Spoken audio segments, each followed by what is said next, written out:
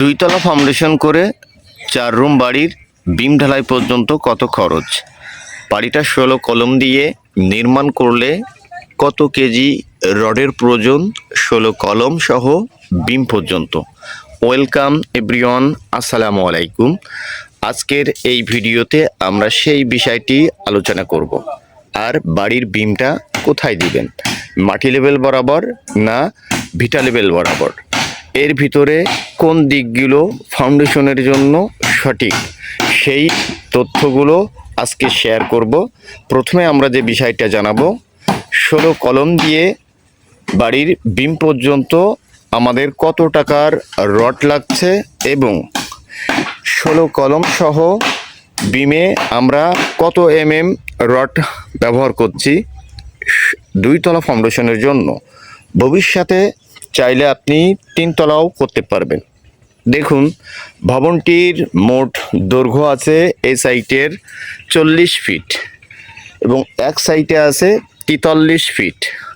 মোট এই ভবনটির ছাদ 1890 স্কোয়ার ফিট। আমাদের প্রত্যেকটি কলমে ব্যবহার করা হয়েছে 4 পিস 16 রড এবং 6 পিস 16 রড। মোট গড়ান যদি আমরা 72 কেজি করে রড ধরি, তো 16 কলম বেস সহ আমাদের রড লাগছে প্রায় 1300 কেজি। এখন এই 1300 কেজি বেস সহ 16 কলমের জন্য প্রয়োজন এবং বিমে আমরা রড ব্যবহার করেছি 5 পিস 16 রড। সেখানে আমাদের 16 রডের প্রয়োজন পড়েছে 800 কেজি এবং রিনের রডের প্রয়োজন পড়েছে মাত্র 200 কেজি। অতএব বাড়ির ভীম ঢালাই পর্যন্ত এই নিয়মে আপনি যদি 2 তলা ফাউন্ডেশন করেন, আপনার রডের প্রয়োজন পড়বে কলম ভীম সহ প্রায় 2500 কেজি।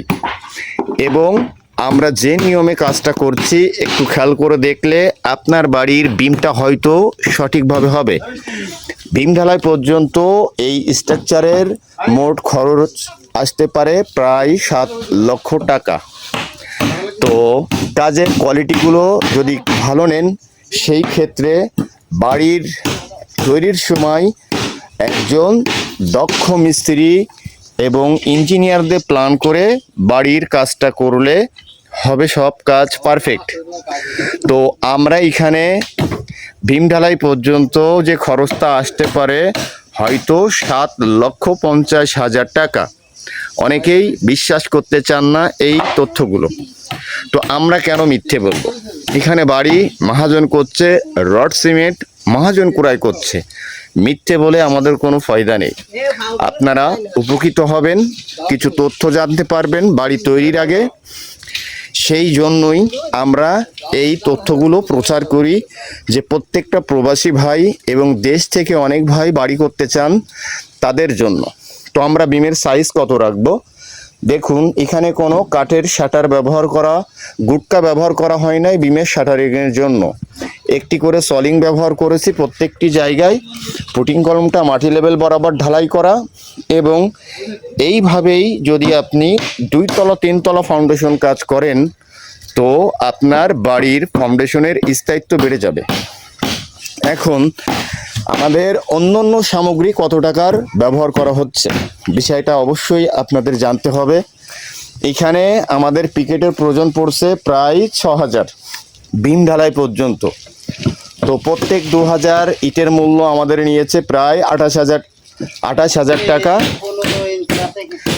তো এখানে সিমেন্ট বিম ঢালাই পর্যন্ত ব্যবহার হবে প্রায় 120 বস্তা। আর সিলেকশন দিয়েই ঢালাইটা করা হচ্ছে। সিলেকশন বলো আমরা ক্রয় করেছি 500 সেফটি, প্রায় 50,000 টাকা।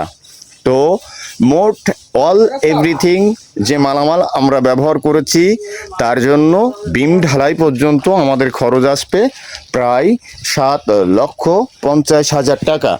এর ভিতরে মিস্ত্রি খরচও আছে।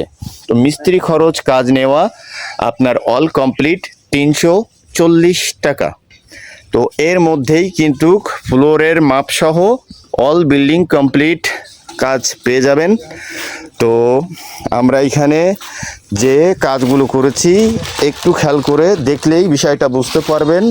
বিম ঢালাইয়ের সময় অবশ্যই ব্লক ব্যবহার করবেন, আর ব্লক কাটবো আর ইট ভিজানোর অবশ্যই এমন একটা ট্যাঙ্কি ব্যবহার করবেন। ইট গাঁথুনির আগে অন্তত 6 ঘন্টা পর্যন্ত এমন ট্যাঙ্কিতে ইটটা ভেজাবেন, তারপরে গাঁথুনি করবেন। বিম ঢালাইয়ের পর আমরা বাড়ির পোতা পর্যন্ত গাঁথুনি করব বিমের উপর থেকেই 10 ইঞ্চি, এবং তারপরেই আমরা বাড়ির ফ্লোর ঢালাই করব, তারপরে ছাদের কাজগুলো করব। তো এই নিয়মেই মোট স্ট্রাকচারের কাজগুলো করলে বাড়ির কাজ হবে খুবই নিখুঁত ও পারফেক্ট।